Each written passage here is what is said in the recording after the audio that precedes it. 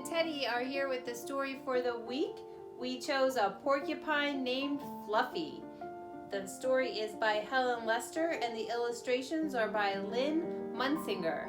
It's a funny story. We hope you laugh a lot through it as you learn how the porcupine named Fluffy got his name.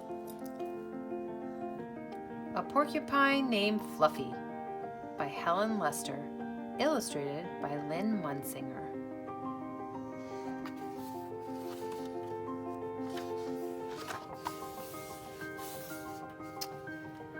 When Mr. and Mrs. Porcupine had their first child, they were delighted. Now he needs a name. Should they call him Spike? No, Spike was too common. Should they call him Lance? No, Lance sounded too fierce. Should they call him Needle Rooser? No, Needle Rooser was too long. Prickles, Pokey, Quinlan. Then together they had an idea. Let's call him Fluffy. It's such a pretty name, Fluffy.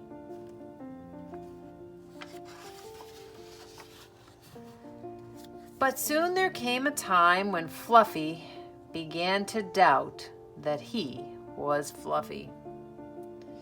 He first became suspicious when he backed into a door and stuck fast. That was not a Fluffy thing to do.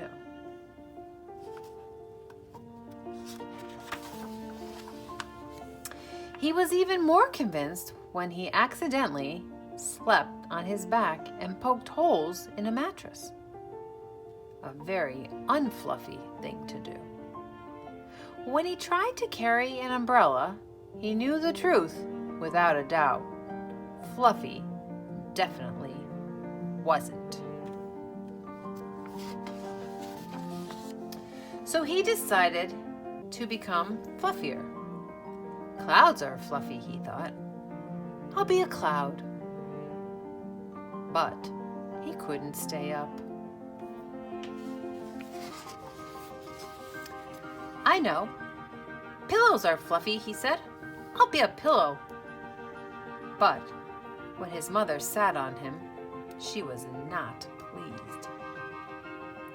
He tried soaking in a bubble bath for 45 minutes, but he did not become fluffy. He became soggy. He tried whipped cream. He put a little on each quill. It was not easy, and it took more than half a day. But this did not make Fluffy fluffy. They should have named me Gooey, he sighed.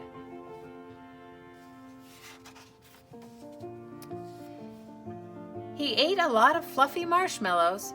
He rolled in shaving cream and feathers. He even tried to become a bunny.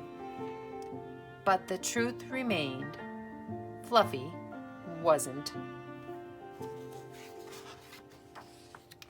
One afternoon, Fluffy set out for a walk, trying to think of ways to become fluffy. Before long, he met a very large rhinoceros.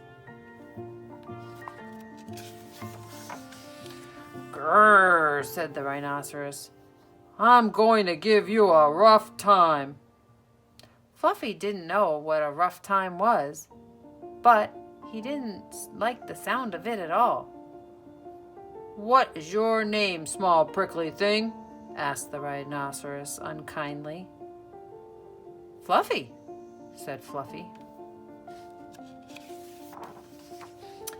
The rhinoceros smiled. He giggled. Then he laughed out loud.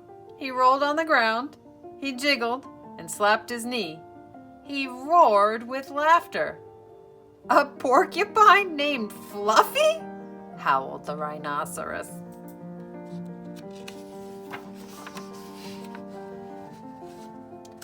Fluffy was embarrassed, but he tried to be polite. And what is your name?" he inquired. "Ha, I can't say it," giggled the rhinoceros. "Hubert?" suggested Fluffy. "Ha, ha, ha. Oh, help, I just can't say it. I'm laughing so hard," said the rhinoceros. "Harold or maybe Herman?" asked Fluffy. "No," gasped the rhinoceros. "It's Hippo!"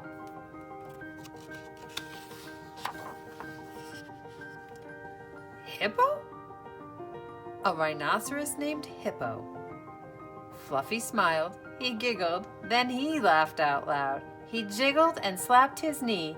He howled with laughter.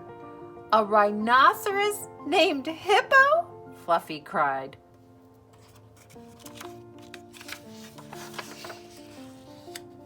A porcupine named Fluffy, a rhinoceros named Hippo.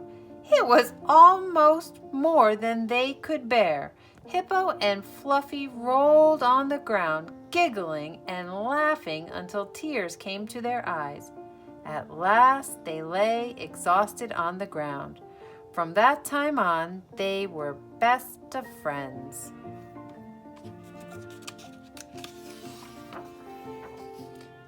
And Fluffy didn't mind being Fluffy anymore, even though he wasn't.